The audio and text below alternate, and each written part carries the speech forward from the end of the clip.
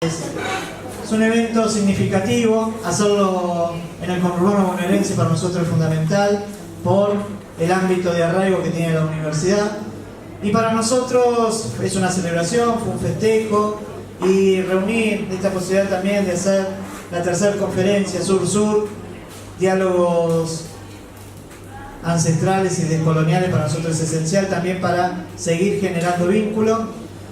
Están entrando Coca y Elizabeth para el momento de cierre. Betty también, todos. Y la idea hoy es acortar un poco el cierre, es hacer la presentación del libro, de los dos libros, uno que tiene que ver con la vertiente artística de Rodolfo Pusch y un nuevo libro, con todo lo que significa un nuevo libro también, de Roberto Espoto sobre Rodolfo Pusch, escrito desde un lenguaje que nunca se abandona, que es lo que se denomina lengua materna, que tiene que ver con el español en Australia, con todo lo que significa pensar en Australia, con todo lo que significa pensar en un territorio donde lo cierto siempre es cierto y nunca se duda. Y entonces, hizo, es así, y él vive ahí.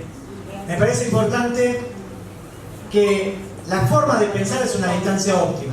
Y si uno tiene distancia óptima con el arraigo de un territorio, con los símbolos de una cultura, más con los aportes de Rodolfo Pusch, el libro es totalmente interesante.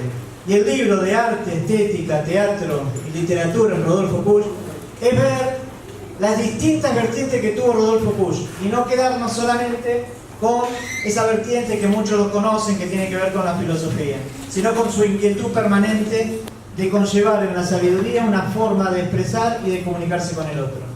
Y la idea posteriormente es, en forma breve, Carlos, con quien tuvimos, libera la gestión asociada del evento en términos de responsabilidad institucional por parte del CUNY, hacer una breve síntesis para poder después pasar a la exposición de Mariana, de Ana, de Mariel, que tienen que ver con este cuidado y puesta en valor del archivo Biblioteca Rodolfo Pusch que hicimos juntos cuando Elizabeth nos permitió firmar el convenio, que estábamos con Mariana, ¿te acordás, Mariana? Bien. Hace algunos años ya, y que tiene que ver con esta reivindicación también en el campo académico que tenemos por el trabajo que están haciendo, yo digo ellas, pero que tiene que ver con una forma de entender de que el pensamiento no tiene que estar olvidado, sino tiene que estar cuidado. Es raro que no haya una ley nacional que cuida a pensadores y artistas en términos generales, ¿no? Salvo que una universidad inquieta generó esta posibilidad de vínculo. Eso tendría que ser por ley ya. Pero bueno, empezamos el primer momento, elige quién habla y esas cuestiones. Y después que está bien.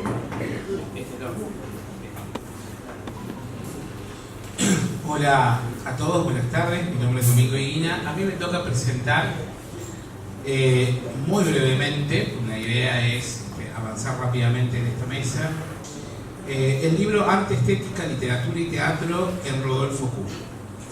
Es un texto que data del 2016, digamos, no es de reciente edición, pero recoge, sí, yo diría, dos primeras líneas de frutos, digamos, o dos frutos primeros. Por un lado, en este libro se recogen los primeros trabajos realizados a partir del trabajo sobre el archivo y biblioteca de Rodolfo Pusch, digamos, uno de los trabajos de Jorge Duati sobre el texto cafetín de Pusch es central en ese sentido, y también recoge algunas discusiones de las jornadas que se han hecho hasta ahora, pensando y trabajando sobre todo el aspecto estético en la obra de Pusch. Yo no voy a profundizar demasiado, es un libro coral, en ese sentido es muy difícil en tan poco tiempo dar cuenta de todos los textos publicados. Es imposible que lo haga, pero además tuvieron esta mañana la oportunidad de escuchar a Duati, a Juan Pablo Pérez, etcétera, que han sido actores centrales en la elaboración de este texto. La compilación, el trabajo, la guía, digamos, el cuidado del texto estuvo a cargo de Pepe Tarzán y de Juan Pablo Pérez, fueron los coordinadores, pero también estuvieron, entre otros, Ignacio Soneira, Cristian Valdés Norambuena, un colega de Chile que ha hecho su trabajo de tesis doctoral sobre Rodolfo Puig, Jorge Dubati, un crítico de teatro reconocido, tal vez de los más prestigiosos en Argentina, trabajando sobre el teatro de Puig, algo que es pionero realmente. Bueno, estuvo Roberto también, Roberto Esposto colaboró en este libro, Claudio Ongaro, uno de los pensadores más profundos sobre la estética puyiana, Andrea Bocco, que es una colega también de la Universidad de Córdoba, que luego estará con nosotros, y me tocó también a mí trabajar. Los invito a leerlo también porque, como dijo Pepe, es un área poco explorada de Rodolfo Puig, su pensamiento estético. Es interesante porque pareciera que la puerta de entrada, de hecho lo es, a mí me parece, es una cuestión casi casuística de poder hablar con distintos lectores de Puig, que la entrada a Puig ha sido siempre América Profunda para la mayoría de los lectores. Y esto es interesante porque entrar con América Profunda es como entrar en media res, digamos, ¿no? Hay una producción muy vasta de Rodolfo Puig desde el 45 por lo menos en adelante, y América Profunda abre la puerta a una segunda etapa que es tal vez la más conocida, la más debatida, que tiene que ver con sus textos ensayísticos desde América Profunda hasta, por supuesto, el esbozo de una antropología americana. Pero ese entrar en media res, ¿sí? Nos lleva directamente a buscar los libros publicados de Puig de mayor circulación e impacto en torno a la época de la Constitución, de la filosofía de la liberación y otras discusiones más, y generalmente obliteramos, ignoramos toda la producción anterior de Rodolfo Puig, que estuvo muy centrada en la reflexión sobre la estética en América Latina, o en América, perdón, porque Puig trabajaba el término América sobre todo, y la producción dramatúrgica de Puig. En ese sentido, si bien hay una producción crítica en torno a los textos de Puig, no la había hasta ahora específicamente sobre el teatro, su idea de arte y de estética.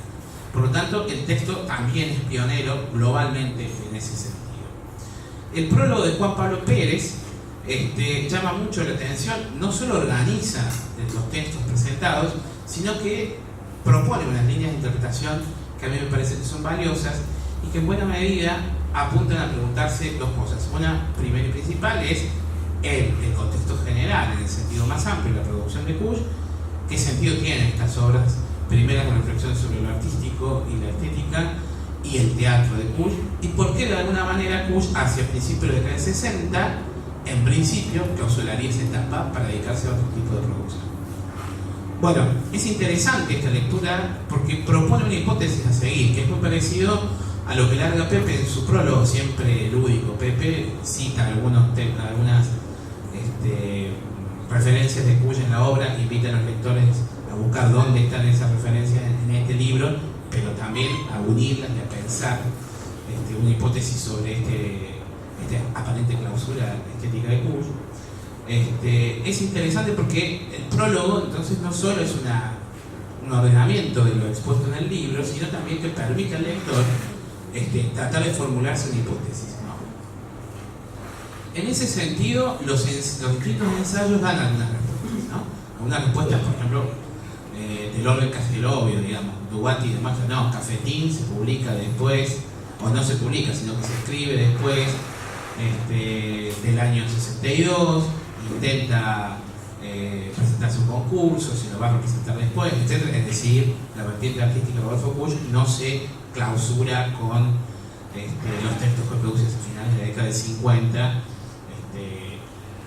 la muerte de Chacho y la leyenda de Juan Moreira, por ejemplo, o en textos anteriores ensayísticos sobre estética. También otras hipótesis posibles son el tránsito, digamos, de un lenguaje a otro, pero sin perder las discusiones para tratar de descubrir lo americano a partir del símbolo, ¿no? Y de un lenguaje que contendría en la literatura y por supuesto en la recuperación de la oralidad que implica el teatro, pero también en la capacidad que tiene el teatro de resumir varias artes y poder representar aquello demoníaco, aquello tenebroso que Puig leía en el arte americano, como formas anticipatorias de lo que va a tratar de desglosar desde un punto de vista filosófico, de un ensayo más riguroso, desde América Profunda o el pensamiento indígena y popular. También son formas de alguna manera, los textos artísticos de Kusch, de poder intervenir de una manera oblicua en las discusiones contemporáneas. Y brevemente entro justamente en lo que es mi propuesta dentro de este libro. Yo trabajé estrictamente el texto La muerte del Chacho, de Rodolfo Kusch, que es una de sus obras de teatro, es la tercera, pero no se logra representar en su momento. Fue leída en radio y fue publicada antes de ser representada. Fue representada mucho tiempo después, empieza Rodolfo Kusch en Salta en el año 75 por referencias que pudimos obtener. También fue luego representada en La Rioja y acá en Buenos Aires, pero a diferencia de las otras tres obras de Kusch, no tuvo un impacto en el ambiente teatral como se esperaba. En buena medida, lo que intento indagar es cómo La muerte del Chacho, junto con toda la obra teatral de Kusch, pero específicamente La muerte del Chacho, Kusch intenta trabajar, ¿sí?, esta idea de forma-contenido que discute constantemente para el arte americano, pensando en la necesidad de construir formas propias al contenido americano, ¿no?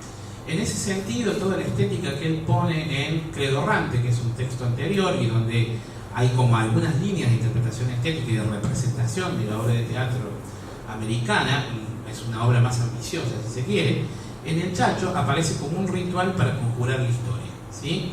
E interviene en un momento muy interesante, que es a fines de la década del 50, entre el 57 y el 58, que tiene que ver con la discusión política del momento. A mí me parece que es el texto más político de Rodolfo Kusch, porque está discutiendo la idea del caudillo y de la relación del caudillo respecto a un proyecto que se impone, una idea de nación, y por otro lado, a las exigencias del pueblo para de alguna manera distender su situación, digamos, en esos polos antitéticos de ser y estar, a partir de la acción del caudillo. Hay que leer esa obra, La muerte del Chacho, a partir de La seducción de la barbarie, su texto del año 53, que es central para pensar su idea estética, y también pensar que ese texto entonces de Rodolfo Kusch le permite leer la historia e intervenir en las disputas del revisionismo, y por lo tanto también intervenir en las disputas políticas en torno al peronismo en ese momento. Indagarse qué pasa con el caudillo, cuál es la relación con el pueblo, con el proyecto de nación, y discutir cosas muy vitales en los años 57 y 58 que tenían que ver con justamente cómo explicar, es algo que atraviesa toda la generación intelectual en la que participó Kusch, cómo explicar el hecho del peronismo, cómo explicar la violencia, la relación de lo popular y de las instituciones. En ese sentido, Kusch ahí encuentra, me parece, una síntesis maravillosa entre el contenido, la discusión histórica y al mismo tiempo la capacidad de tratar de establecer un nuevo tipo de lenguaje artístico que finalmente yo creo que él va a dar, no por agotado, pero sí va a terminar por ser insuficiente en ese momento, y me parece que su traslado vital hacia otros espacios, La muerte del Chacho implica el comienzo del traslado, ¿no? Sale de Buenos Aires y de la representación de Buenos Aires y se ubica en el norte argentino, y en la memoria de una región determinada, porque Rodolfo Kusch no trabaja con la historiografía tanto revisionista como oficialista en torno al Chacho, sino con la memoria, ¿sí?, del Chacho entre los riojanos, le va a permitir entonces enunciar o encontrar una beta hacia América que el teatro, digamos, como que había agotado hasta ese momento. Probablemente Cafetín recupere y sintetice ya trabajos ensayísticos más complejos de Rodolfo Kusch, pero La muerte del Chacho anuncia como claramente, por un lado, cerrar un periodo y abrir, digamos, ese juego a América, pero en América misma, ¿no? No solo en lo que se debate en el arrabal porteño, sino también hacia ese espacio todavía tenebroso, oscuro, difícil de comprender si no es a partir del mito del símbolo, ¿no? Por eso mi texto se llama Lectura de Tinieblas, que tiene que ver también con un rito específico dentro de la liturgia. Me parece que en ese sentido La muerte del Chacho potencia muchísimas discusiones, no solo estéticas, sino políticas, antropológicas e históricas, que actualizan a Rodolfo Kusch en su contexto, digamos, ¿no? Porque por un lado va a poder discutir lo mismo que discutían los intelectuales y debatían en la década del 50, luego de la caída del peronismo, así que está en tono de lo que no solo planteaban los antiperonistas, sino los peronistas también, e interviene en esa discusión, aunque el mismo libro va a mostrar cómo la intervención de Rodolfo Puig en torno al peronismo es graduada y creciente, algo que los lectores conocen por otra parte. Y además, esta lectura de la muerte de Chacho, la recuperación de esta obra, nos permite también pensar cómo los postulados estéticos de Rodolfo Puig no están alejados de cierta lectura del teatro y de la literatura y del arte en ese momento. Yo les quiero recordar simplemente, es algo que pensaba desarrollar más, pero no vamos a tener tiempo, el prólogo que hace Homero Mansi a un poemario de Héctor Gagliardi, donde afirma la necesidad de afirmar lo monstruoso, lo horrible del propio arte americano, pero de todas maneras es nuestro arte americano. Gagliardi no será un gran poeta, pero es nuestro poeta, diría Mansi. Bueno, hay que pensar en las relaciones de Mansi, de Scalabrini, Ortiz, y no solo, por ejemplo, de Martínez Estrada, para leer la obra de Rodolfo Puig y su concepto de arte, de literatura popular, ¿no? Así que los invito a leer el texto. Este libro es un libro valioso, no por lo que acabo de decir de mi ensayo, que me toca decirlo, pero hay algunas perlitas, los trabajos de Dubati, de Roberto trabajando a mi manera, de Polanca, y gracias a la vida de Violeta Parra haciendo un trabajo comparativo a partir de Puig, que es bastante interesante. Así que es un texto pionero y vale la pena consultarlo. Gracias.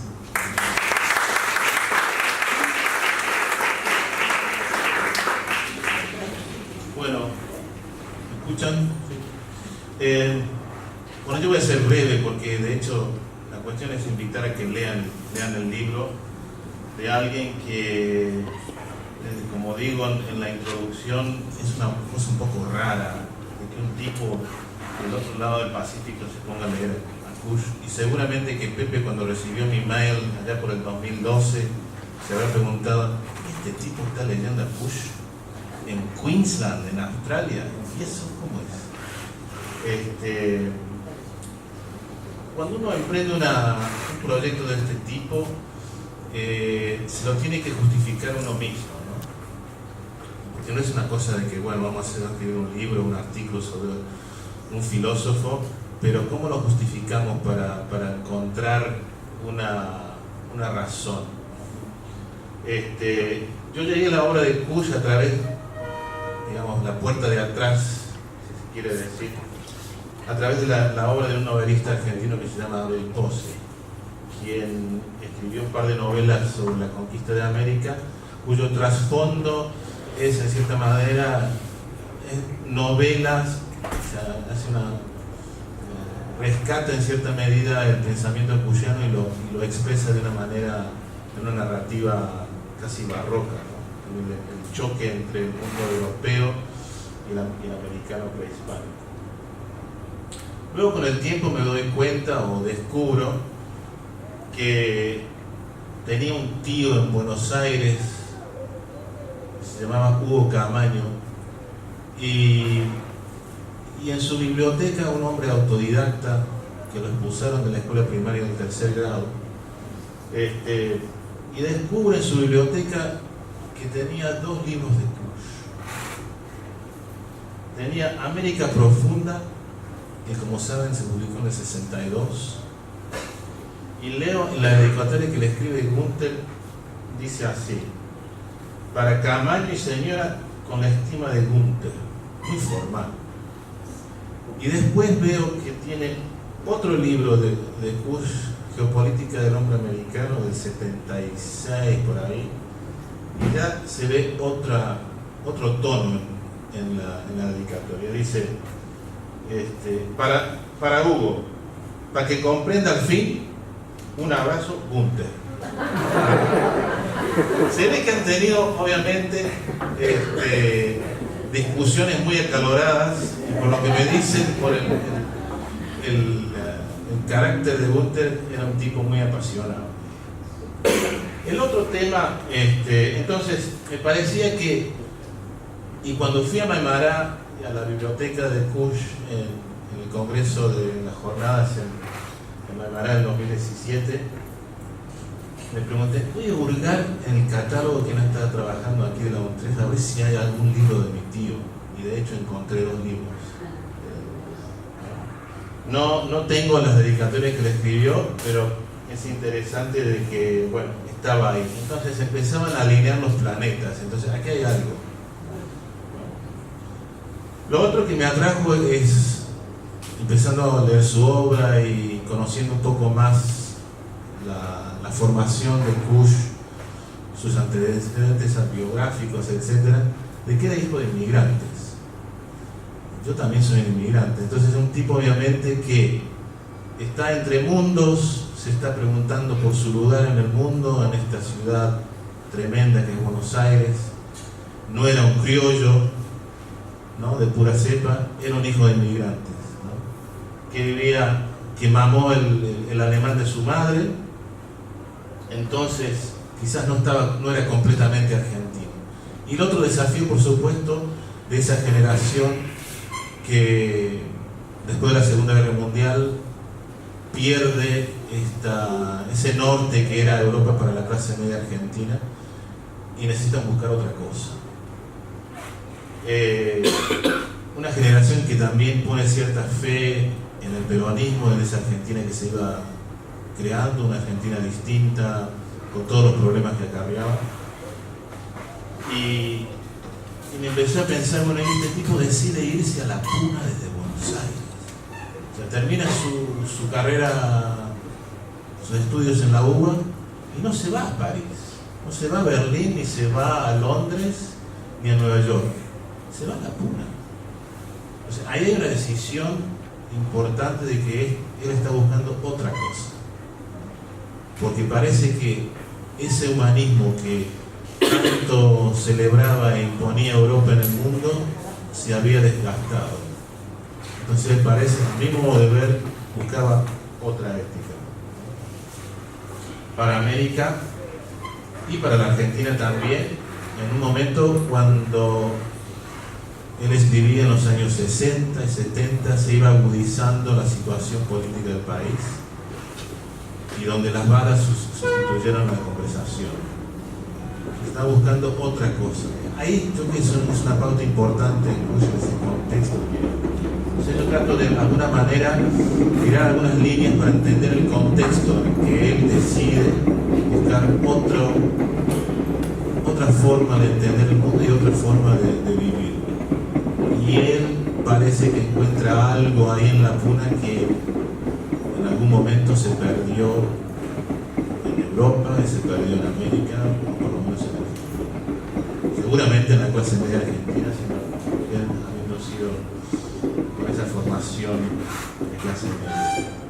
Y el camino que él toma, de manera que lo entiendo yo, que él tiene, que no es solamente un camino exterior de aquí de Buenos Aires hacia la Puna, pero es un camino interior de desaprender esa formación académica, pero también de valores de clase media, para poder abrirse a ese otro mundo, ¿no? Y es un proceso también de desnudamiento que tiene que sufrir. Otra pauta que me ayudó mucho en cuanto a una forma de hilo conductor que me guió, especialmente pensando de que por qué leer a Kush en Australia, es una cita que son unas palabras que utiliza Eduardo Ascuy cuando se celebran o se conmemoran, mejor dicho, los 10 años de la muerte de Luther en 1989, y que Ascuy prologa en el libro Kush, El pensar desde América. Estas palabras me ayudaron mucho para entender o tratar de comprender a Kush, porque leer a Kush no es fácil, parece fácil, pero no es tan fácil. Requiere muchas relecturas. Dice lo siguiente en esta breve dice: Rodolfo Kush constituye una figura ineludible en el horizonte latinoamericano. Su invitación a pensar América y pensar a sí mismo desde América y el americano, lejos de constituir una presunción localista, significa una reivindicación del pensar mismo concebido como acto genuino y universalizante. Por histórica paradoja, ese pensar americano se convierte así, en esta hora de crisis para la humanidad, en un pensar para el mundo. ¿Y cuál es la crisis del 89? Es el fin del socialismo real. Y en cierta medida también la crisis que vivimos hoy es el comienzo del fin de un sistema también que lamentablemente es muy doloroso y conflictivo. Entonces de ahí pensé que, por eso la actualidad del pensamiento de Bush hoy, que nos puede ayudar a comprender dónde estamos, por qué estamos aquí, en el sentido de este contexto histórico que estamos viviendo, y esa modernidad que nos está apaleando constantemente, llamado neoliberal. Así que estas son las líneas que me guiaron y que me provocaron a pensar y a comenzar a escribir y releer la obra de Bush por varios meses y años. Quisiera terminar esta pequeña exposición animando a que las obras de Bush se vuelvan a reeditar. No me parece que para voy a decir, el prestigio de la obra de él, que tengamos que depender de que alguien haya colgado la obra de él en Google. O sea, yo creo que la obra de Bush tiene que estar presente como está la obra de Marx, o la obra de Hegel, o de Foucault, o de todos los filósofos europeos, en las bibliotecas, en las librerías de Buenos Aires, de Santiago de Chile, de México, de San Pablo, etc. Así que ya hago un llamamiento que por favor se reedite la obra de Bush cuidadosamente, con primor, no a la Bartola, porque es una obra importante. Y es importante darle el estatus y el prestigio que se merece. ¿Bien? No es Harry Potter, no va a ser un bestseller, ¿bien? Es un long seller. ¿Bien? Es una obra que va a superar a estos bestsellers que duran 6 meses y luego no se encuentran, se encuentran pilas ahí en la basura, ¿bien? Porque no nos dicen nada. Entonces la obra de Bush es importante que se vuelva a reeditar cuidadosamente, con primor, para que se pueda acceder todo el mundo. Nada más, gracias.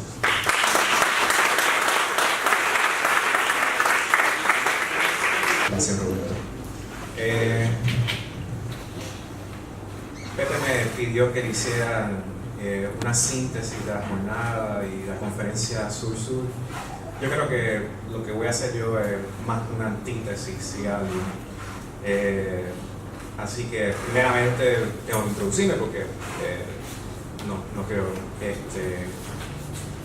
es importante. Mi nombre es Carlos Rivera, soy de Puerto Rico. Actualmente estoy trabajando en Hunter College, la Universidad de la Ciudad de Nueva York, pero está muy reciente, o sea, desde diciembre. Entonces, antes de eso, he estado 7 años en Australia, puertorriqueño en Australia, que quizás puede ser el título de una novela, una comedia más bien. Pero no les cuento eso, quizás no cuento eso sobre una cerveza, es más divertido.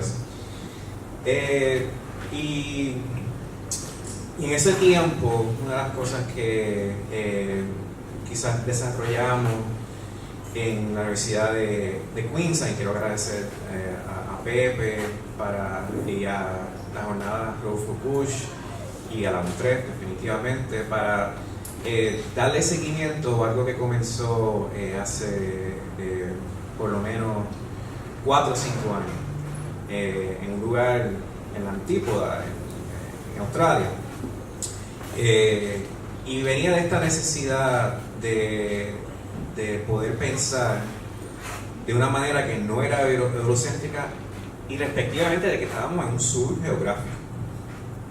Y de ahí surgió, voy a resumir obviamente, un colectivo que estábamos pensando ideas de colonialidad, de pensamiento latinoamericano en Australia, particularmente en la Universidad de Queensland, y algo que queríamos también que aprendimos pensando desde esas coordenadas, que una de las cosas que teníamos que poner de antemano eran privilegiar los conocimientos de pueblos originarios, indígenas, en Australia. A la misma vez queríamos, por supuesto, hacer un diálogo de ese pensamiento latinoamericano con el pensamiento indígena de Australia, que usualmente está dominado por el pensamiento indígena anglosajón, que no es que sea incompleto ni inválido ni nada por el estilo, pero sí creíamos que la conversación iba a producir unos diálogos y una síntesis importante. Y de ahí hubo una evolución o interés mucho más de lo que habíamos previsto, y en el 2015 se logró la primera conferencia de diálogo sur-sur en Brisbane, Australia. Las conferencias magistrales mayormente fueron de pensadores indígenas. Pepe nos dio una presentación de Rodolfo Kusch a través de Skype, y fue mucho más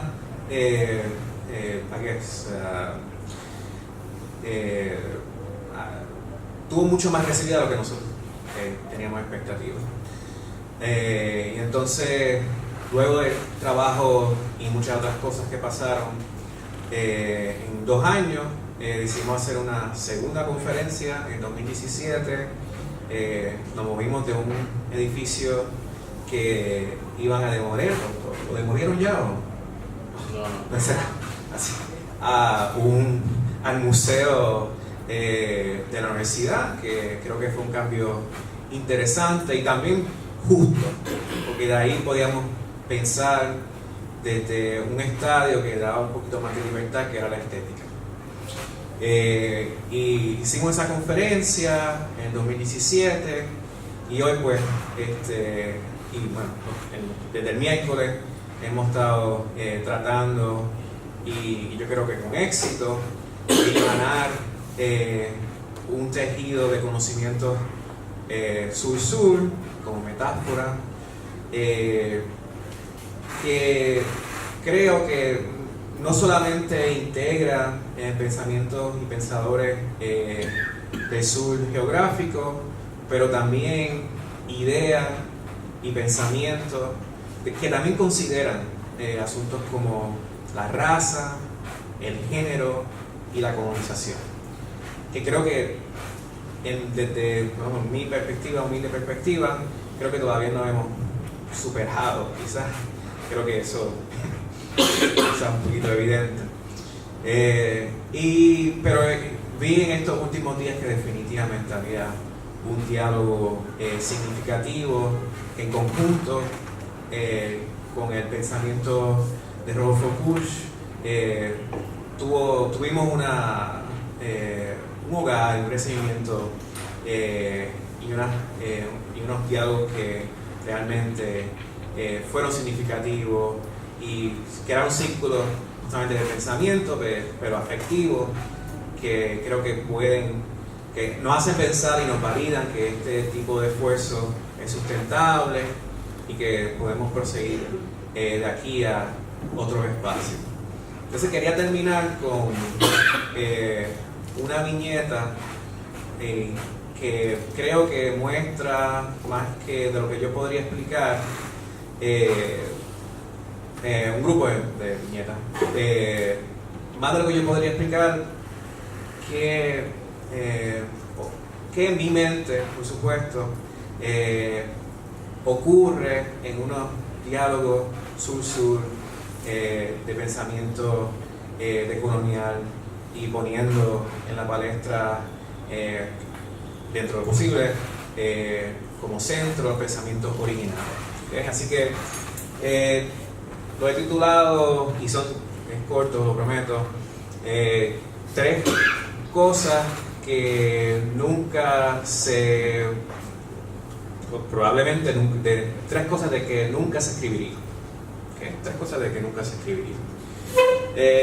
Y quería empezar con una cita de Martí en Nuestra América, y es así: pensar es servir, ni ha de suponerse por antipatía de aldea una maldad ingénita y fatal al pueblo, rubio y continente, porque no habla nuestro idioma, ni ve la casa como nosotros la vemos, ni se nos parece en sus lacras políticas, que son diferentes de las nuestras, ni tiene mucho a los hombres biliosos y trigueños, ni mira caritativo desde su eminencia aún mal segura a los que, con menos favor de la historia, suben a tramos heroicos la vía de la república, ni se han de esconder los datos patentes del problema que puede resolverse para la paz de los siglos con el estudio oportuno y la unión táctica y urgente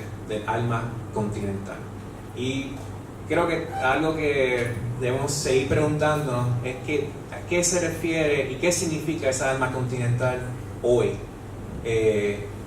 y desde qué punto, hasta qué punto se relaciona con las ideas modernas de nación-estado, de nacionalismo y bueno, nuestra América, ¿verdad? El segundo punto, y lo voy a leer, quizás si suena un poquito como si estuviese cantando, me disculpa, pero voy a leer 2 canciones, tenía 3, pero que creo que la letra ilustra un poco una de las conversaciones que debemos seguir teniendo en mi juicio. Y la primera es Atahualpa Yupanqui, y dice: mi abuelo murió en los campos, y obviamente mucha gente aquí conoce la letra, pero lo voy a leer. Sin rezos ni confesión, y lo enterraron los indios, flauta de caña y tambor. Al tiempo yo pregunté: padre, ¿qué sabes de Dios? Mi padre se puso serio y nada me respondió. Mi padre murió en las minas, sin doctor ni protección.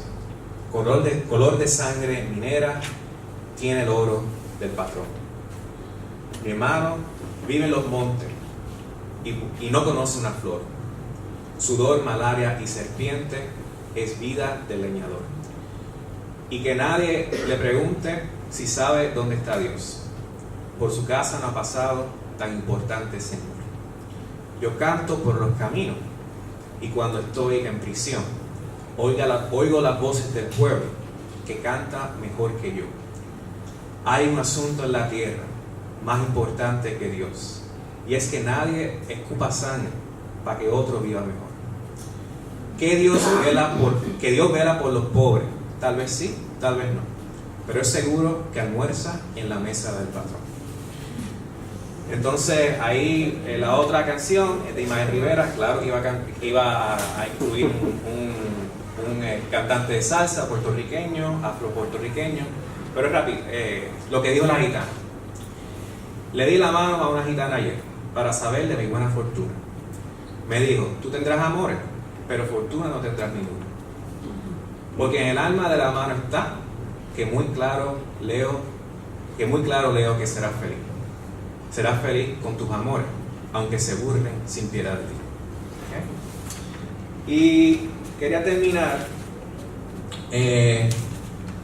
con un poema de una autora, escritora, poeta puertorriqueña que se llamaba Julia Burgos. Y esta es un poquito larga, pero con esto termino. Ya la gente se murmura que yo soy tu enemigo, porque dicen que en verso doy al mundo tu yo. Miente, Julia de Burgos. Miente, Julia de Burgos. La que se alza en mis versos no es tu voz, es mi voz. Porque tú eres ropaje y la esencia soy yo. Y el más profundo abismo se tiende entre las dos. Tú eres fría muñeca de mentira social y yo, viril destello de la humana verdad. Tú, miel de cortesana, hipocresías, yo no. Que en todos mis poemas desnudo el corazón. Tú eres como tu mundo, egoísta, yo no. Que en todo me la juego a ser lo que soy yo. Tú eres solo la grave señora señorona, yo no. Yo soy la vida, la fuerza, la mujer. Tú eres de tu marido, de tu amo, yo no. Yo de nadie o de todos, porque a todos, en mi limpio sentir y en mi pensar me doy. Tú te rizas el pelo y te pintas, yo no. A mí me riza el viento y a mí me pinta el sol. Tú eres dama casera, resignada, sumisa, atada a los prejuicios de los hombres, yo no. Que yo soy rocinante corriendo desbocada, olfateando horizontes de justicia de Dios. Tú en ti misma no mandas, a ti todos te mandan. En ti manda tu esposo, tus padres, tus parientes, el cura, el modista, el teatro, el casino, el auto, las alhajas, el banquete, el champán, el cielo y el infierno, y el qué dirán social. En mí no, que en mí manda mi solo corazón, mi solo pensamiento. Quien manda en mí soy yo. Tú, flor de aristocracia, y yo, la flor del pueblo. Tú en ti lo tiendes todo, y a todos se lo debes, mientras que yo, ni nada, a nadie se lo debo. Tú, clavada al estático dividendo ancestral, y yo en uno en la cifra del divisor. Del divisor social somos todos, somos el duelo a muerte que se acerca fatal. Cuando las multitudes corran alborotadas, dejando atrás cenizas de injusticias quemadas, y cuando con la tea de las 7 virtudes, tras los 7 pecados, corran las multitudes contra ti y contra todo lo injusto y lo inhumano, yo iré en medio de ellas con la tea en la mano. Con eso termino. Gracias.